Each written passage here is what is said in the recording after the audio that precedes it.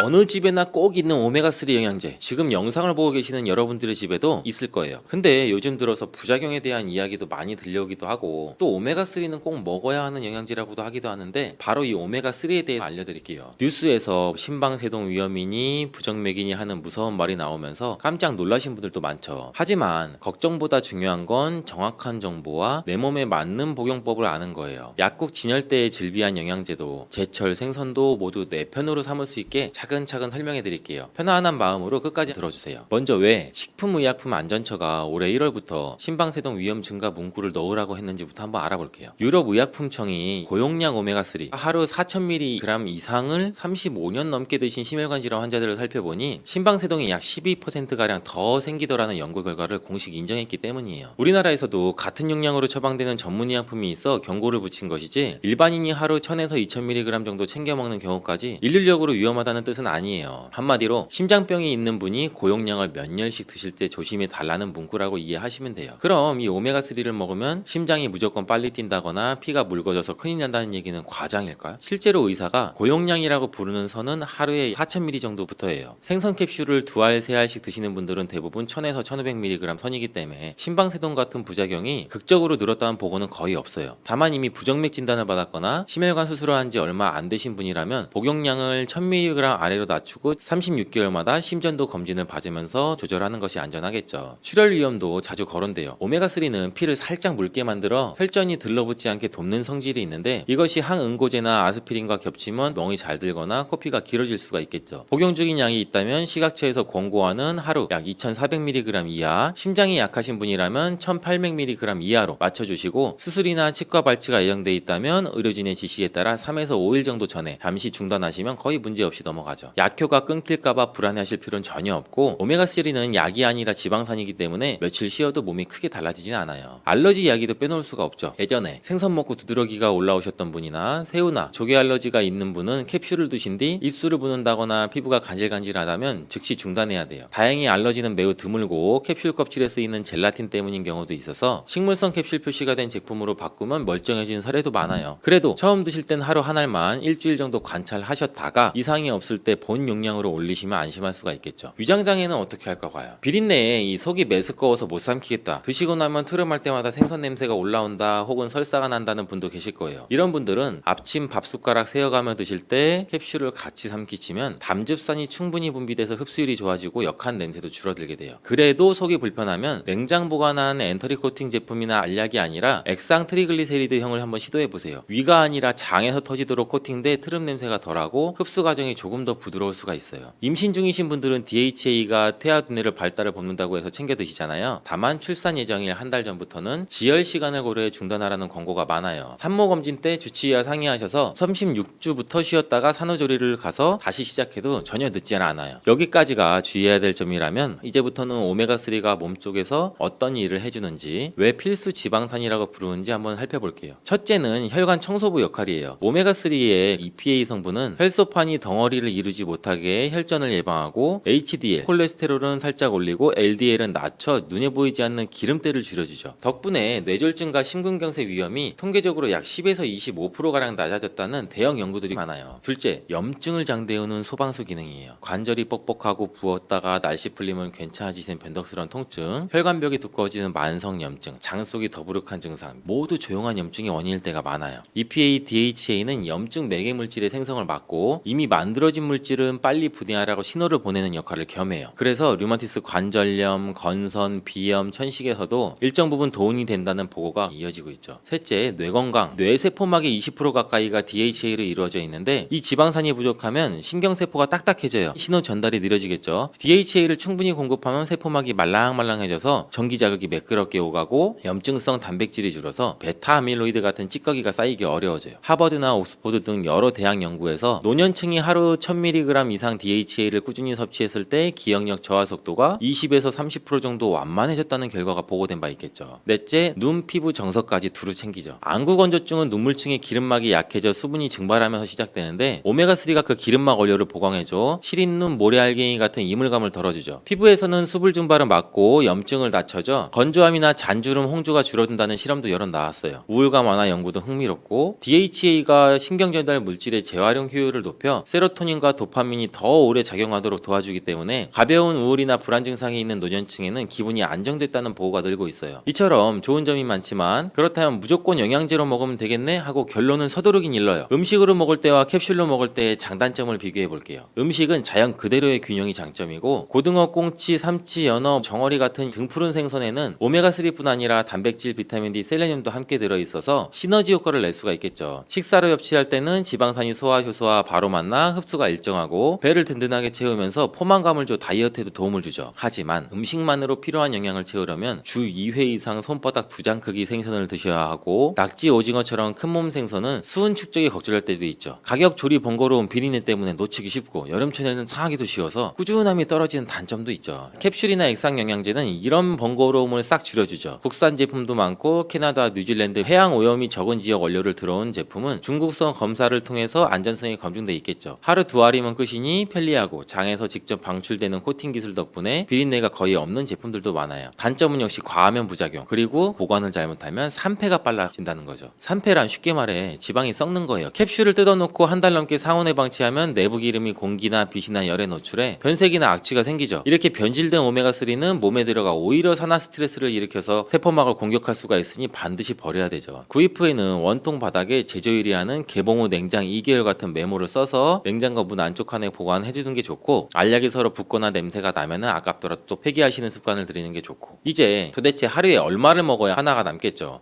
세계보건기구는 건강한 성인 기준으로 EPA, DH 합계를 하루 250에서 500mg 이상 섭취하라고 권장을 했어요. 심혈관 질환이 있거나 염증성 관절 질환이 있다면 1000에서 2000mg까지 올려도 안전하고, 우리나라 식약처가 정한 2000mg 이하는 무난한 범위죠. 4000mg 이상은 심장 전문의가 처방하는 치료 용량이라고 생각하고 자의로 고용량을 몇 달씩 드시는 일은 피하시길 바래요. 실제 식단에서 예를 하나 보여드릴게요. 월요일에서 목요일 저녁에는 조림 말고 구운 고등어를 반토막, 화요일 점심은 연어 샐러드, 토요일 아침은 들기름 한 큰술 넣은 시래기국을 드신다고 가정해볼게요. 이렇게만 해도 섭취량이 EPA, DH 합계로 약 4000mg 정도가 돼서 식사만으로도 충분에 가까워지죠. 다만 생선을 자주 못 드시는 주간도 있기 마련이니 그때는 5000에서 1000mg 정도 그램 캡슐을 하루 한두 알 정도 보충해 흔들림 없는 평균치를 맞추시면 돼요. 식물성 오메가3인 알파리놀렌산도 소개해야겠죠. 들깨, 아마씨, 치아시드, 호두, 시금치에도 알파리놀렌산이 많죠. 문제는 체내에서 EPA, DH로 바뀌는 비율이 5% 안팎으로 낮아서 그만큼 쓰려면 들기름 하루 2큰술 이상 드셔야 한다는 점이에요. 당뇨나 조현병이 있는 분은 그 전환 효율이 더 떨어져 해산물이나 미세 조류에서 뽑은 DH, EPA를 직접 섭취하는 편이 낫죠. 여기까지 들으셨다면 나는 어떤 제품을 고르면 좋을까 하고 궁금하실 텐데, 포장 뒷면에서 세 가지만 확인해 보시면 돼요. 첫째, EPA, DH 합계 함량이 캡슐당 최소 300ml 이상인지, 둘째, IFOS나 고드, MSC 같은 국제 인증 마크가 찍혀 있는지, 셋째, 산패도를 나타내는 수치, 토토스 수치 20 있는지, 이 세 줄만 합격이면 가격대는 예상과 복용 편의성에 맞춰 고르셔도 큰 차이가 없어요. 복용 시기는 언제가 좋을까요? 일본 산업기술연구소의 동물 실험에서 아침 식후 섭취 시 중성지방 개선 효과가 더 컸다는 결과가 나오면서 아침을 권하는 전문가가 많아요. 다만 약을 여러 가지를 드시는 분들이라면 아침 알량이 버겁죠. 그럴 땐 저녁 식사 직후라도 괜찮죠. 중요한 건 빈속만 피하고 매일 같은 시간대에 꾸준히 복용해서 혈중 농도를 일정하게 유지하는 것이에요.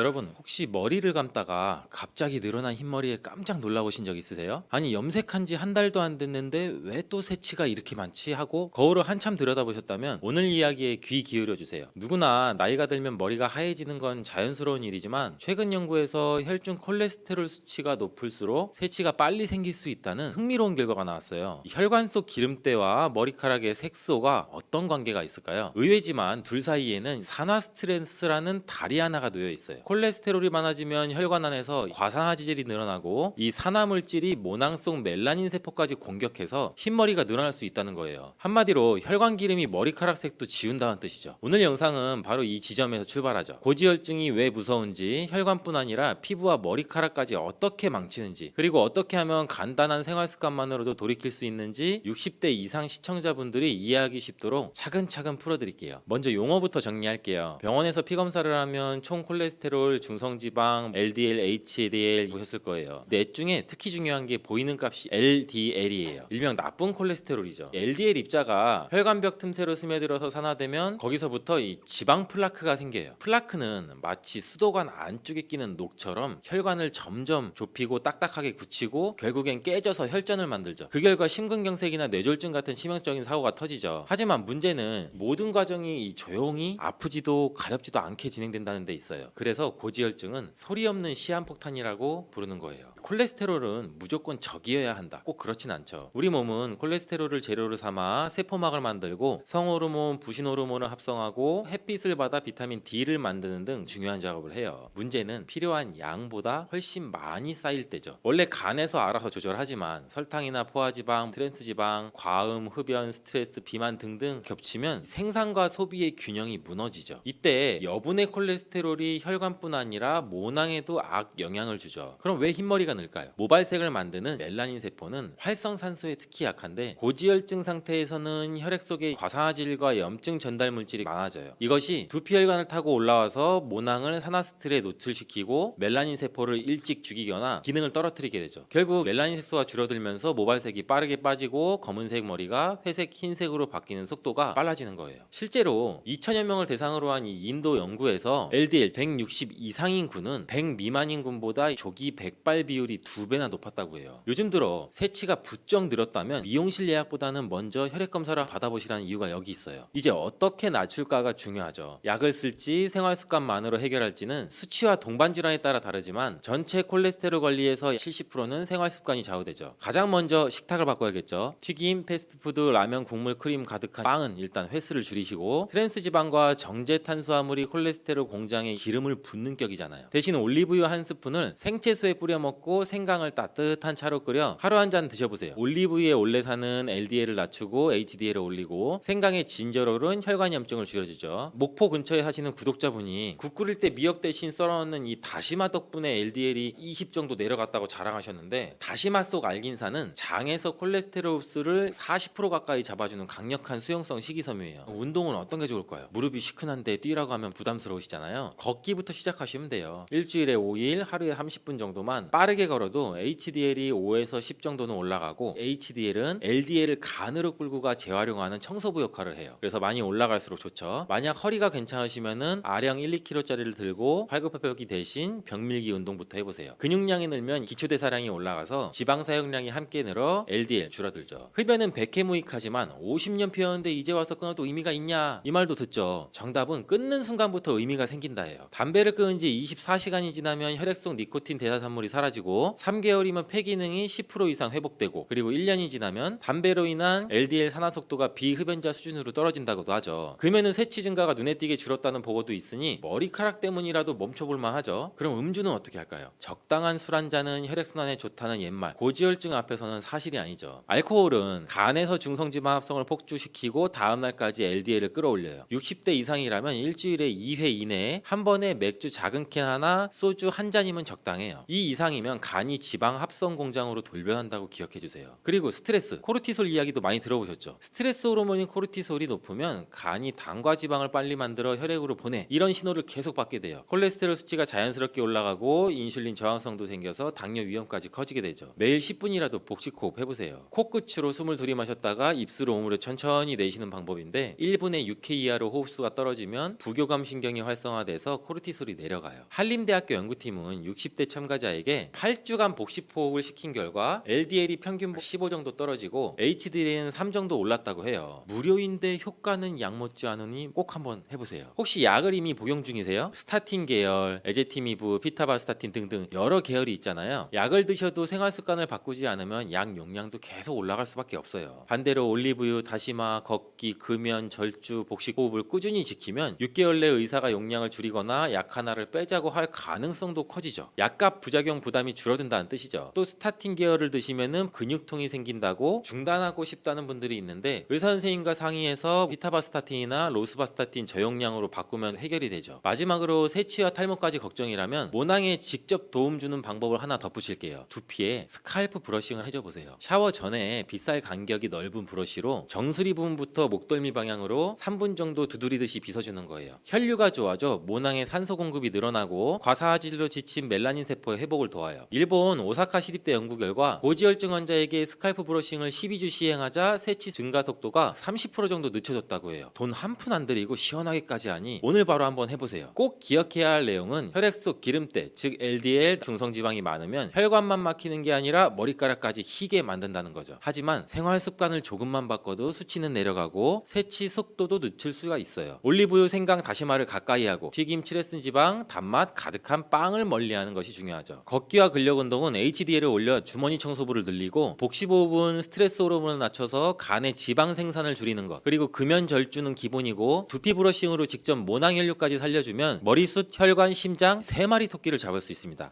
고혈당 상태에 놓인 경우에는 건강이 더 악화되기 쉬워요. 이러한 인슐린 저항성도 증가되고 만성적인 염증으로 인해서 콜린이 역할을 제대로 하지 못하게 돼요. 이러한 혈관 내의 싸움은 고혈압이나 동맥경화와 같은 심혈관 질환을 일으키고 인슐린 분비 이상으로 당뇨병까지 초래할 수 있고 만성염증은 암이나 치매의 뇌질환 같은 경우로 유발할 가능성도 있습니다. 그렇기 때문에 건강을 생각한다면 건강한 습관이 항상 나를 만든다. 건강한 삶을 원하시면 지금 바로 구독을 눌러주세요. 계란과 절대 같이 먹어서는 안 되는 첫 번째 음식은 정제된 탄수화물 덩어리인 빵입니다. 많은 분들이 아침으로 즐기는 계란과 빵은 암과 치매 예방에 가장 나쁜 조합이라고 할 수 있는데, 이는 브레인푸드라는 별명까지 있는 계란에는 콜린이라는 성분이 굉장히 풍부한데, 이 콜린은 뇌 기능을 강화해주고 뇌세포의 중요한 부분을 이루는 비타민 B 복합체예요. 이는 기억력과 집중력 증진에 굉장히 많은 효과를 보여서 기억력 저하, 치매, 알츠하이머 예방 및 치료에 많은 도움을 주는 성분이에요. 이 콜린 성분을 함유시킨 의약 처방전이 있어서 구매를 할 수 있는 전문 의약품으로도 나와 있고 또 건강기능식품으로도 많이 나와 있는데, 이는 혈관 내의 염증을 줄여줘서 암 예방에도 굉장히 많은 도움을 준다고 해요. 그런데 놀랍게도 이 콜린과 반대로 작용하는 것이 바로 밀가루예요. 이 밀가루는 75% 이상이 탄수화물로 구성되어 있고, 이런 저품질의 탄수화물이 많은 빵을 먹게 되면 혈당 수치가 올라가는 혈당 스파이크, 이 혈당 스파이크는 갑자기 혈당이 치솟는 경우거든요. 이게 발생하고 이로 인해서 혈관이랑 뇌세포에도 손상을 줘요. 계란과 빵을 같이 먹게 되면 우리 몸에서는 마치 전쟁이 일어나는 것처럼 그런 현상이 일어나게 되는데, 어떤 현상이냐면 계란 속에 들어있는 콜린은 뇌세포를 보호하기 위해서 방어막을 형성하려 하는데, 이때 빵에서 나온 탄수화물에 의해 생성된 독소가 이 방어막을 파괴하게 돼요. 계속 싸우고 전쟁을 일으키는 거죠. 특히 백미로 이루어진 쌀밥, 빵 같은 정제된 탄수화물로 된 음식을 자주 섭취해서 고혈당 상태에 놓인 경우에는 건강이 더 악화되기 쉬워요. 이러한 인슐린 저항성도 증가되고 만성적인 염증으로 인해서 콜린이 역할을 제대로 하지 못하게 돼요. 이러한 혈관 내의 싸움은 고혈압이나 동맥경화와 같은 심혈관 질환을 일으키고 인슐린 분비 이상으로 당뇨병까지 초래할 수 있고, 만성염증은 암이나 치매의 뇌질환 같은 경우로 유발할 가능성도 있습니다. 그렇기 때문에 건강을 생각한다면 계란과 함께 정제된 밀가루를 사용하지 않은 통밀빵, 곡물빵, 이런 다른 음식들을 선택하는 것이 좋은 선택이 될 수가 있습니다. 또한 레몬과 같은 강산성 과일도 계란과 함께 먹으면 안 됩니다. 왜냐하면 이 강산성 과일은 높은 산도가 있어서 계란의 단백질 구조에 영향을 미치는데, 레몬이나 다른 강산성 과일에 포함된 산이 계란 속의 단백질과 반응하면 단백질이 응고가 돼요. 굳어요. 그래서 소화가 어려워질 수가 있고, 이를 통해서 위나 소화기관 내에서 단백질 응고를 유발시켜서 소화 과정도 방해하고 우리가 더부룩해지고 소화로 인한 질병이 발생할 수 있는 거죠. 특히 단백질의 소화랑 흡수가 저해되면 속이 더부룩한 불편함으로 시작돼서 심한 경우에는 배가 아픈 복통, 그리고 설사와 같은 증상이 나타날 수 있는데, 계란을 섭취할 때는 레몬이나 다른 강산성 과일과 함께 드시는 것을 피하는 게 좋습니다. 두유와 콩국물과 계란을 함께 같이 먹는 것도 좋지 않습니다. 아침 식사로 두유와 계란을 드시거나 체중 관리와 다이어트를 위해 섭취하는 분들이 굉장히 많아지고 있는데, 이 두유 속에 들어있는 트립신이라는 성분이 있는데, 이는 계란에 들어있는 알부민과 같이 결합해서 영양소를 파괴하게 돼요. 이 계란은 노화로 인해서 근육 손실과 근육 감소증에 예방이 되는 우수한 단백질을 굉장히 많이 포함하고 있는데, 계란 자체에는 비타민도 풍부하고 미네랄도 풍부해요. 근데 이 두유랑 함께 섭취할 경우는 이 영양 성분들의 이점을 충분히 얻지 못하게 되는 결과를 초래하는데, 혹시 계란과 녹차나 홍차 같은 경우도 함께 드신 적이 있어요? 이러한 차들도 피해야 돼요. 그 이유는 찻잎 속에 있는 탄닌이라는 성분이 계란의 단백질과 결합을 해서 탄닌 단백질을 형성하게 돼요.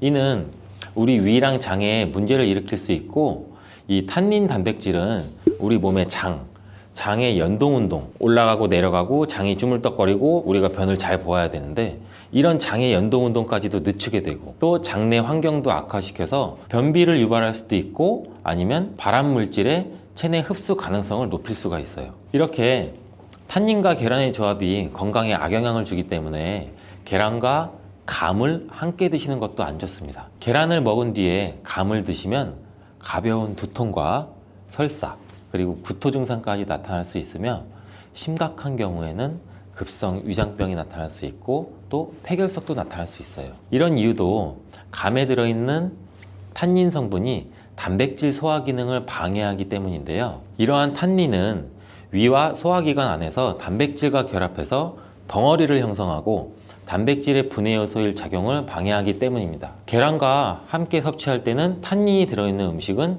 위험할 수 있습니다. 또 하나, 계란과 절대 함께 먹으면 안 되는 음식 중으로는 햄과 같은 가공육이 있습니다. 계란과 가공육의 조합은 정말 최악인데요. 계란은 고단백질인 필수 아미노산 비타민 B군을 풍부하게 함유하고 있지만, 가공육과 같은 햄은 나트륨과 포화지방이 높은 경향이 많아요. 이런 가공육은 과도한 나트륨의 섭취랑 포화지방의 증가로 이어질 수 있으며, 이를 계속 섭취하게 되면 혈관에 나쁜 콜레스테롤이 축적돼서 동맥경화와 같은 심장병, 뇌졸중, 이런 심혈관 질환 위험도 증가시킬 수가 있습니다. 또한 가공육에 포함된 첨가물과 방부제는 소화를 방해하고 장내 환경에 안 좋은 영향도 미칠 수가 있고, 계란을 드시는 것을 꺼려 하시는 분들은 계란이 콜레스테롤 수치를 올려서 우리 몸의 건강에 해롭다고 생각하시는 분들도 굉장히 많은데, 이 생각이 틀렸다는 것을 제가 알려드릴게요. 유독 계란이 콜레스테롤을 높여서 성인병을 유발하는 주범인 듯한 이야기는 왜 생길 걸까요, 도대체? 콜레스테롤이 함유된 식품은 계란 말고도 정말 많은데, 그 이유는 계란 한 알에 들어있는 콜레스테롤 양이 사람이 하루 섭취해야 할 콜레스테롤 양의 65%나 되기 때문입니다. 콜레스테롤 양만 따지면 계란 하나를 먹었다면 콜레스테롤이 든 다른 음식은 무조건 피하셔야 돼요. 근데 놀랍게도 계란은 이렇게 많은 콜레스테롤을 가지고 있는 동시에 콜린이라는 영양소까지 다량 함유하고 있어요. 이 콜린은 나쁜 콜레스테롤을 간으로 옮겨서 제거하는 기능도 갖고 있는데, 좋은 콜레스테롤인 HDL 수치도 같이 높여주는 거예요. 따라서 계란의 콜레스테롤은 콜린에 의해서 자연스럽게 좋은 콜레스테롤로 전환이 된다는 거죠. 그래서 계란을 한두 개 더 먹어도 전혀 문제가 되지 않아요. 만약 중증 심혈관 질환에 걸린 경우가 아니라면 일반적으로 하루 두세 개 정도의 계란 섭취는 건강을 지키는데 큰 도움이 될 수 있습니다. 이제 콜레스테롤 걱정 없이 우리 모두 계란을 먹어도 되겠죠? 당뇨가 있으신 분들도 마찬가지예요. 50대 이후가 되면 당뇨 환자가 급격히 많아지게 되는데, 당뇨는 정말 무서운 병이에요. 당뇨는 당뇨 한 가지만으로도 위험하지만, 당뇨로 인한 고혈압, 심근경색, 뇌졸중, 치매, 다른 질병을 유발시키기 때문에 그런데, 당뇨의 원인 중 하나는 비만이 있는데, 이 비만 관리가 바로 당뇨 관리로 직결된다고 해도 과언이 아니죠. 근데 비만을 일으키는 원인 중 하나가 아침을 먹지 않는 것이라는 사실 여러분들 알고 계신가요? 이 경희대학교 연구팀이 발표한 논문에 따르면 아침 식사를 먹지 않는 사람은 그렇지 않은 사람보다 이 비만 위험이 1.5배나 높았고, 당뇨병 위험은 무려 1배나 높았습니다. 이렇듯 아침 식사를 거르면 우리 몸의 대사가 천천히 느려지면서 혈당 조절에도 좋지 않은 영향을 미치게 되는데, 이런 위험은 젊었을 때 발생하지 않아요. 차곡차곡 쌓여서 특히 중년 이후에 더 크게 나타나는데, 나이가 들면서 기초 대사량이 줄어들고 활동량도 감소하고 근육량도 감소하기 때문입니다. 따라서 나이가 들어갈수록 우리는 아침 식사뿐만이 아니라 규칙적인 식사를 하는 습관이 매우 중요한데요. 아침 식사에 가장 좋은 음식이 바로 계란입니다. 계란에는 우리 몸에 꼭 필요한 다양한 영양소가 풍부하게 들어있기 때문인데, 특히 당뇨 때문에 고생하시는 분들 굉장히 많으시죠. 이 당뇨 때문에 고생하시는 분들에게는 최고의 식품이라고 할 수가 있어요. 우선 계란에는 고품질의 단백질이 굉장히 많이 들어있는데, 계란 한 개에 약 6g 정도가 들어있고, 이 단백질이 포만감도 오래 유지시켜줘서 과식도 예방하는 데 굉장히 많은 도움이 되고, 또 이 단백질은 혈당을 조절하는 호르몬인 인크레틴이라는 호르몬 분비를 촉진시켜서 식후 혈당이 급격히 상승하는 혈당 스파이크도 억제하고 안정적으로 유지하는 데 굉장히 효과가 좋습니다. 이뿐 아니라 계란 노른자에 있는 비타민 D, 비타민 B, 콜린 등 중요한 영양소들이 풍부하게 들어있어 비타민 D는 인슐린 분비와 감수성을 높이고 면역력도 길러주고, 콜린은 간 건강에 도움을 줘서 지방간을 예방하는 데 굉장히 효과적인 성분입니다. 이 지방간은 비만과 당뇨의 위험 요인 중 하나인데, 이렇게 좋은 계란도 함께 먹으면 우리 몸에 보약이 되는 굉장히 좋은 음식들이 있는데, 더욱 풍부한 영양을 섭취할 수 있고 당뇨와 비만 관리에도 도움이 되는 음식들이 있어요. 계란과 토마토는 빼놓을 수 없는 최고의 음식 궁합입니다. 계란과 토마토, 이 둘의 궁합은 영양학적으로만 보더라도 굉장히 이상적이에요. 계란은 아까 말씀드렸듯이 단백질, 비타민 B군, 그리고 필수 아미노산을 굉장히 많이 함유하고 있는데, 한편 토마토는 우리가 흔히들 많이 알고 계시죠. 비타민 C, 그리고 항산화 물질인 라이코펜을 굉장히 많이 함유하고 있어요. 그래서 이들이 만날 때 서로의 영양적 가치가 굉장히 배가 되는 거죠. 토마토 속의 라이코펜은 지방에 용해되기 때문에 계란과 같이 먹을 때 그 흡수율이 굉장히 높아지는데, 이러한 조합은 우리 심혈관 건강을 지키고 면역력을 높이는 데 아주 효과적이고, 토마토에 들어있는 비타민 C는 계란에 들어있는 철분의 흡수를 돕기 때문에 빈혈 예방에도 굉장히 좋습니다. 우리 철분제 드실 때 흔히 비타민 C와 같이 섭취하라고 말씀드리잖아요. 이와 같은 이유 때문인데, 또 하나를 보면 올리브유를 두른 팬에 계란과 토마토를 넣고 살짝 볶아 드시면 아침에 최고의 식단이 될 수 있습니다. 요즘 또 아보카도 식단도 굉장히 인기가 많은데요. 흔히 지중해 식단 이렇게 말씀을 많이들 하고 계시죠. 계란과 아보카도도 굉장히 좋은 궁합인데, 계란에는 매번 말씀드리지만 굉장히 많은 영양소가 있는데, 아보카도에 함유된 건강에 좋은 지방산, 특히 오메가3 지방산과 비타민 E를 많이 갖고 있어 이 두 가지 재료가 만나면 서로가 영양적 시너지가 굉장히 폭발합니다. 이 아보카도 속의 건강한 지방은 계란이 단백질 흡수를 더욱 좋게 하고 흡수율을 더욱 높입니다. 또 계란 속에 있는 비타민과 무기질은 아보카도의 지방산을 흡수하는 데 도움을 주고, 이러한 조합은 심혈관 질환 그리고 뇌 건강에 굉장히 긍정적인 효과도 주고 전반적으로 건강을 굉장히 많이 향상시키는 효과도 같이 갖고 있는데, 이 아보카도와 계란을 함께 먹음으로써 식이섬유와 건강한 지방의 결합이 우리 몸의 포만감도 높이고 장내 환경을 굉장히 많이 개선을 시킬 수가 있습니다. 간단하게 아보카도와 계란 샐러드를 아침에 만들어 드시면 어떨까요? 계란을 또한 채소와 함께 드시면 비타민의 흡수율도 증가시킬 수가 있어요. 특히 호박을 섭취하면 부교감 신경을 활성화시켜서 마음을 안정시키고 또 불안감 및 긴장을 완화시켜 주는데 높은 효능을 발휘합니다. 스트레스는 만병의 근원이라고 하는데, 이 계란과 호박을 함께 드시면 스트레스는 물론 몸의 피로도 같이 줄여주기 때문에 비타민 A와 베타카로틴이 많은 호박을 섭취하면 또 눈 건강에도 굉장히 유익하다고 합니다. 계란에 함유된 루테인과 지아자틴과 같은 카로티노이드 성분과 함께 작용하여 강력한 항산화 효과를 발휘하고 망막을 보호하고 황반색소 밀도도 유지시키고 녹내장 또 퇴행성 안구 질환의 발병률도 낮춰줄 수 있습니다.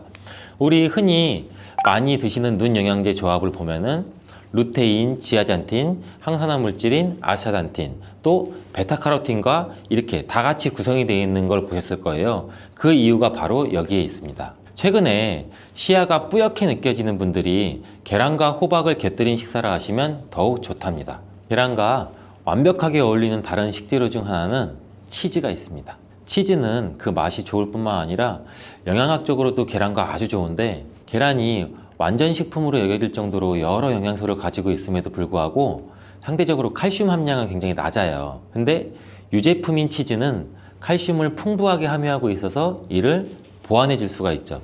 특히 유제품 중에서는 치즈는 계란과 굉장히 잘 어울리는데, 치즈는 발효된 우유에서 만들어지면서 그 발효 과정에서 유산균이 작용해 단백질 함량이 감소해서 과다한 단백질의 섭취를 피하면서도 서로 영양적 혜택을 굉장히 많이 보완할 수가 있어요. 이 사과도 계란과 정말 잘 어울리는 식품인데, 다양한 영양소가 계란에 굉장히 균형 있게 포함되어 있는데, 이 비타민 C와 식이섬유가 상대적으로 적은 편이라는 점에서 사과가 이를 완벽하게 보완해 줄 수가 있어요. 사과는 비타민과 식이섬유가 많아서 장 기능을 활성화하고 배변을 원활하게 하는 데 기여할 뿐만 아니라 혈관에 누적된 해로운 콜레스테롤도 없애 동맥경화, 심장질환, 뇌졸중 등 심혈관 질환을 예방하는 데 도움을 많이 줘요.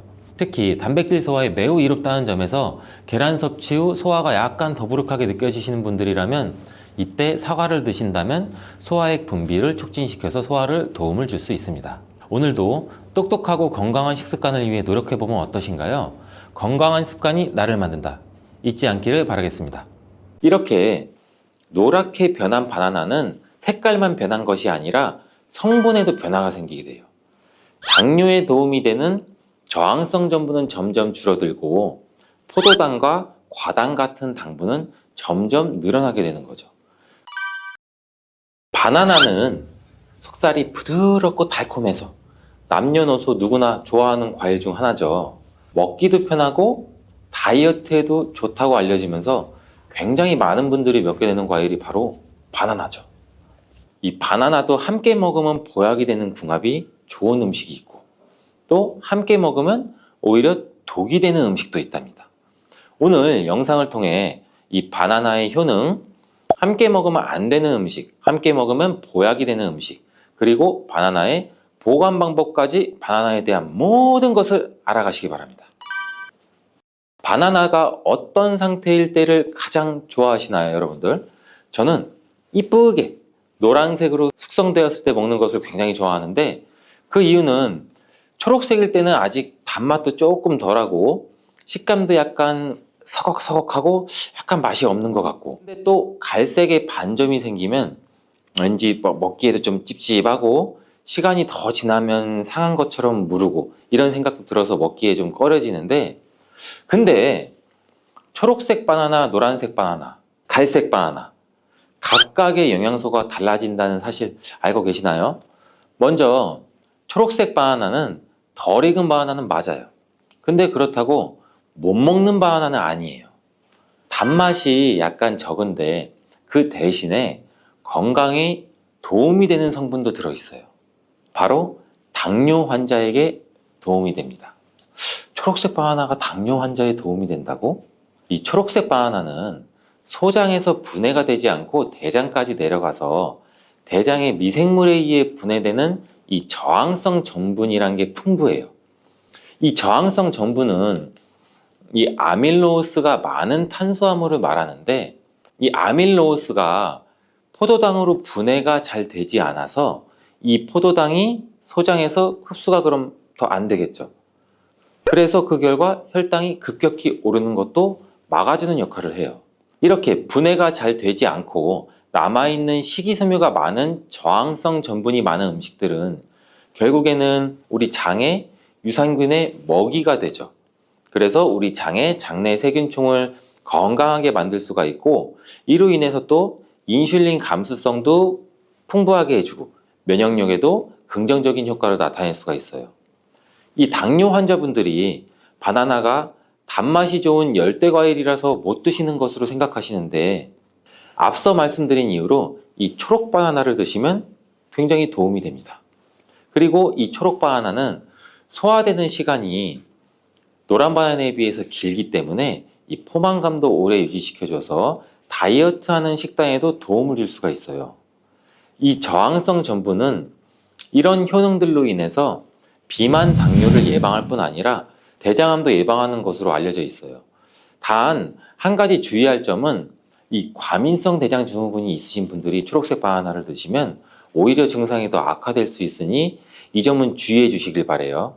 자, 두 번째로 노란 바나나인데 이 초록 바나나가 노란색으로 변할 수 있는 이유는 바로 그 에틸렌가스 때문이에요.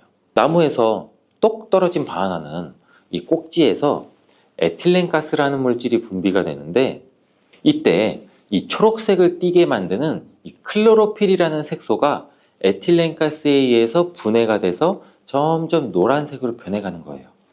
이렇게 노랗게 변한 바나나는 색깔만 변한 것이 아니라 성분에도 변화가 생기게 돼요. 당뇨에 도움이 되는 저항성 전분은 점점 줄어들고 포도당과 과당 같은 당분은 점점 늘어나게 되는 거죠. 그렇기 때문에 초록색 바나나보다 노란색 바나나가 훨씬 더 단맛이 좋아지게 되는 이유죠. 식감도 더 부드러워지게 되고 향도 단향도 더욱 강해지고 소화도 초록색 바나나보다 더 잘 되게 돼요. 또 항산화 성분인 비타민 C와 비타민 E 그리고 식이섬유의 양도 풍부해져요. 노란색 바나나에서 시간이 지나면 갈색의 반점이 또 점점 생기기 시작하는데 이 반점을 슈가 스팟이라고 해요. 이름처럼 바나나의 당분 함량이 점점 높아지면서 당분이 농축돼서 만들어지는 건데 색깔이 변했을 뿐이지 상한 것은 아니에요. 그런데 이 슈가 스팟이 점점 많아질수록 바나나의 당분 함량이 높아지는 것 때문에 당뇨가 있으신 분들은 섭취하실 때 주의해 주시는 게 좋겠고, 최근에 바나나에 대한 연구가 굉장히 많이 또 진행되고 있는데 이 슈가 스팟이 생겼을 때 바나나의 성분에 대한 실험도 진행됐어요. 일본 데이쿄 대학 연구에 따르면 이 갈색 반점이 생긴 바나나의 면역 효과는 노란색의 바나나보다 최대 8배 높았으며 종양을 괴사시키는 물질로 알려진 우리 NK 면역세포를 또 활성화도 시켜준다고 해요. 이 NK 면역세포는 바이러스에 감염된 세포나 암세포를 직접 파괴하는 역할도 하고 이 TNF라는 종양괴사인자를 분비해서 비정상세포의 증식도 억제하고 암세포의 자살도 유도한다고 해요. 이게 무슨 말이냐면 쉽게 설명드려서 갈색 반점이 생긴 바나나는 면역력도 강하게 만들어주고 암 예방과 치료에도 도움을 줄 수 있다는 결과라고 보이죠. 이 바나나에 함유되어 있는 성분을 살펴보면 흔히 알고 있는 칼슘, 마그네슘, 다양한 미네랄도 풍부하게 함유되어 있잖아요. 또한 우리 몸에 에너지를 공급해주는 탄수화물도 풍부하게 함유하고 있어요. 운동 경기를 우리가 TV로 보다 보면 선수들이 중간에 바나나를 먹는 장면을 볼 수 있는데 운동 중에 바나나를 먹으면 이 풍부한 탄수화물로 인해 에너지를 빠르게 공급해줘서 이 폭발적인 힘을 내는데도 도움을 줄 수 있다고 해요. 나이가 들면서 점점 몸 안의 호르몬이나 에너지 균형도 깨지고 건강도 점점 안 좋아지게 되는데 특히 혈관 건강에 문제가 생기는 경우가 굉장히 많이 있어요. 이 혈관 건강에 문제가 생기면서 나타나는 대표적인 증상이 고혈압이 되겠죠. 이 때문에 나이가 들면서 혈압도 관리하는 게 굉장히 중요한데 바나나에 풍부하게 함유된 칼륨은 세포의 삼투압과 수분의 평형을 유지 기능을 수행해서 몸 안에 나트륨을 배출하는 데 굉장히 많은 도움을 줘서 혈압을 조절하는 데도 도움을 준다고도 알려져 있죠. 성인의 하루 칼륨의 권장 섭취량이 남성은 약 한 4,700ml 정도 되고 여성은 3,500ml 정도 되는데 실제로 섭취하는 칼륨의 양은 남성은 55%, 여성은 75% 정도만 섭취하는 것으로 통계를 통해 확인할 수도 있어요. 칼륨이 체내에서 부족하게 되면 혈압도 오르고 우리 심장에 무리도 줄 수 있으면서 이 근육의 경련도 일어나게 돼요. 또 힘이 빠지는 무기력증 등의 대표적인 증상도 나타날 수가 있죠. 또 바나나 한 개에는 하루 권장 섭취량의 약 15%의 칼륨이 함유되어 있어 우리가 부족한 칼륨을 보충하는데 탁월한 도움도 줄 수 있죠. 또 바나나에는 비타민 B6도 풍부한데 이 비타민 B6는 피리독신이라고 불리우는데 인체의 기능을 정상적으로 유지하는 데 굉장히 중요한 역할을 하는 수용성 비타민이에요. 이 비타민 B6는 우리 신경 전달 물질을 생산하는데 특히 행복 호르몬이라고 불리는 세로토닌의 합성에도 굉장히 중요한 역할을 해요. 이 세로토닌은 행복감과 안정감을 느끼게 해주고 우리 몸의 스트레스도 완화시켜주고 또 식욕을 조절해서 체중 감량에도 도움을 주고 수면의 질도 향상시켜 피로회복에도 도움을 주는 성분이에요. 이러한 효능으로 우울증, 불안장애, 불면증 이렇게 정신질환도 같이 예방되고 치료하는 데에도 활용되는 성분이 세로토닌이에요. 쉽게 말해서 바나나를 섭취하면 행복감을 높일 수 있는데 도움을 줄 수 있다는 거죠. 또 비타민 B6는 우리 몸의 호모시스테인 농도도 조절해줘서 이 심혈관 질환이나 뇌혈관 질환도 예방하고 단백질을 분해해서 몸에 에너지를 공급하는 데도 도움을 줘서 우리 바나나를 먹으면 힘이 나는 거예요. 이렇게 좋은 효능이 있는 바나나도 함께 먹이면 오히려 독이 되는 식품이 있는데 그 첫 번째가 바로 우유예요. 엥? 우유? 바나나 우유? 이 그렇게 유명한 바나나 우유도 있는데 무슨 말을 하는 건지 이렇게 생각하시는 분들도 있죠. 맞아요. 우유에 풍부한 칼슘은 흡수가 잘 안 돼서 다른 미네랄 성분이 필요한데 대표적으로 비타민 D와 마그네슘이 칼슘의 흡수를 도와주죠. 바나나의 칼륨과 함께 우리 몸속의 나트륨을 배출해주는 효능도 극대화시켜주기도 하는데 이 우유에 풍부한 트립토판도 세로토닌의 분비도 도와줘서 바나나와 함께 행복도를 높이는데 탁월한 효능을 발휘하기도 해요. 하지만 이러한 효능도 소화를 잘 시켰을 때 이야기예요. 이 소화력이 좋은 분들한테는 이런 효능을 누릴 수 있지만 나이가 들면 들수록 소화가 잘 안 되시는 분들이 바나나와 우유를 함께 드시게 되면 이 불용성인 바나나가 위 속에 오래 남아있게 되고 바나나의 유기산과 당분이 우유의 풍부한 단백질, 칼슘과 결합해서 소화가 더 어려워지게 된다고 해요. 바나나가 우유의 결합물이 위와 장에서 과발효가 일어나고 소화기관에 무리가 주게 된다는 얘기죠. 이렇게 되면 위염이나 식도염 등 다양한 질환이 나타날 수 있고 계속되면 만성질환이 나타날 수도 있고 위 건강이 안 좋으신 분들이나 위가 약하신 분들, 소화가 잘 안 되시는 분들은 주의해서 드시라고 말씀을 드리는 거예요. 그렇다면 장 건강에 도움을 주는 바나나와 함께 먹으면 좋은 음식은 없을까요? 있습니다. 바로 오트밀이에요. 바나나에 함유한 섬유질은 대부분 불용성이기 때문에 이 장내의 이물질을 흡착해서 변의 부피를 크게 하는 데는 도움을 줄 수 있어요. 이 때문에 바나나를 지속적으로 먹으면 좀 과하게 먹으면 변비에 걸리기도 하죠. 이를 방지하려면 수용성 섬유질이 필요한데 오트밀에는 이 수용성 섬유질이 50% 이상이나 함유되어 있어서 바나나와 오트밀을 함께 섭취하게 되면 섬유질의 균형이 잘 맞아서 변을 무르게 해서 배변도 원활하게 해주고 장 건강에도 도움을 줄 수 있답니다. 또한 이 콜레스테롤의 배출도 도와줘서 혈관 내의 나쁜 콜레스테롤의 수치도 낮추는 데에도 도움을 줄 수가 있고요. 바나나와 함께 독이 되는 음식 두 번째는 바로 고구마예요. 고구마는 바나나와 함께 다이어트에 도움이 되는 음식으로 함께 섭취하는 경우가 종종 있는데 이 고구마와 바나나는 복합 탄수화물이 풍부해서 포만감을 길게 유지해줘서 다이어트에 물론 도움이 될 수 있어요. 하지만 한 가지 문제가 있는데 바나나와 고구마 둘 다 칼륨 함량이 높다는 거예요.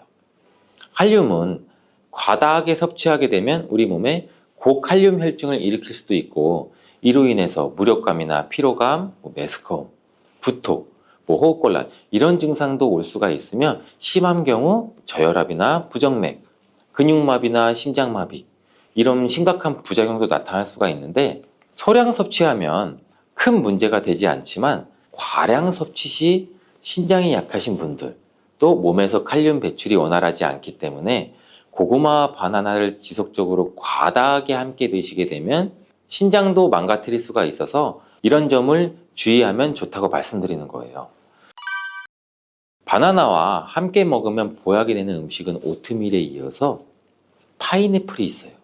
이 바나나와 파인애플에는 브로멜라인이라는 효소가 풍부한데 이 효소는 운동 후에 생기는 근육의 염증을 빠르게 회복시키고 또한 근육의 피로회복에도 도움을 주는 것으로 알려져 있어요. 또한 바나나와 파인애플을 함께 드시게 되면 단백질 분해를 극대화해서 소화도 돕고 소화기 질환에도 예방하는 효과를 가져요.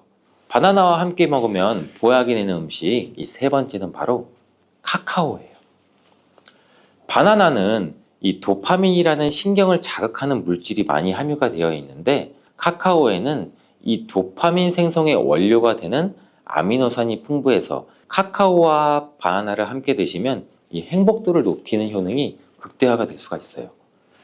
카카오에는 폴리페놀과 이 플라보노이드 등의 항산화 물질이 풍부해서 우리 몸의 활성산소도 제거해주고 세포의 노화도 방지해줘요. 바나나에도 항산화 물질인 베타카로틴과 비타민 C가 풍부해서 카카오와 바나나를 함께 드시면 항산화 효과도 같이 높일 수가 있는 거죠. 바나나와 함께 먹으면 보약이 되는 음식, 이 네 번째는 바로 견과류예요. 바나나와 견과류를 함께 드시면 이 세로토닌의 분비가 촉진이 돼서 마음을 차분하게 하고 숙면을 취하는 데도 도움이 돼요. 또한 바나나의 풍부한 마그네슘은 근육의 이완을 돕고 견과류의 트리토판을 세로토닌으로 바꿔주는 성분인 이 비타민 B6가 바나나에 풍부해서 견과류와 바나나를 함께 드시면 불면증과 우울증을 예방하고 개선시킬 수 있는데 도움을 줄 수 있다고 하네요.